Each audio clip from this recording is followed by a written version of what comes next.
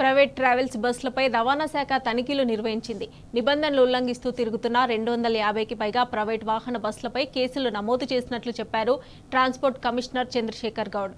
హైదరాబాద్, రంగారెడ్డి, నల్గొండలో అధికారులు బృందాలుగా ఏర్పడి తనిఖీలు చేశామన్నారు. సరుకు తీసుకెళ్తున్న వాహనాలు పర్మిట్ నిబంధనలు ఉల్లంఘించి బస్సులపై 250కి పైగా కేసులు నమోదు చేశామని, ఈ తనిఖీలు కొనసాగుతాయని కమిషనర్ హెచ్చరించారు.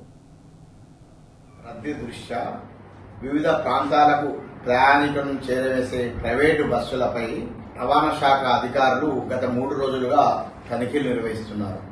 నిబంధనలు ఉల్లంఘించిన ప్రైవేటు బస్సులు, పర్మిట్ నిబంధనలు కావచ్చు, సరుకు రవాణా చేస్తున్నటువంటి ప్రైవేటు బస్సులు, అదనపు ఛార్జీలు వసూలు చేస్తున్నటువంటి ప్రైవేటు బస్సులు మరియు డ్రైవింగ్ లైసెన్స్ లేకుండా డ్రైవర్ ఉన్నటువంటి ప్రైవేటు బస్సులు, వీటన్నిటిపై కూడా హైదరాబాదు, రంగారెడ్డి, నల్గొండ, మహబూబ్నగర్ జిల్లాల్లోని వివిధ ప్రాంతాల్లో దాదాపు 12 బృందాలుగా ఏర్పడి అటు ఆరంగారు, రాజేంద్ర నగరు, వనస్థలిపురము, ఎల్బీ నగరు, అటు విజయవాడ హైవే, ఇటు బెంగళూరు హైవే 12 బృందాలు ఏర్పడి తనిఖీలు నిర్వహించి దాదాపు 300కి పైగా కేసులు నమోదు చేయడం జరిగింది.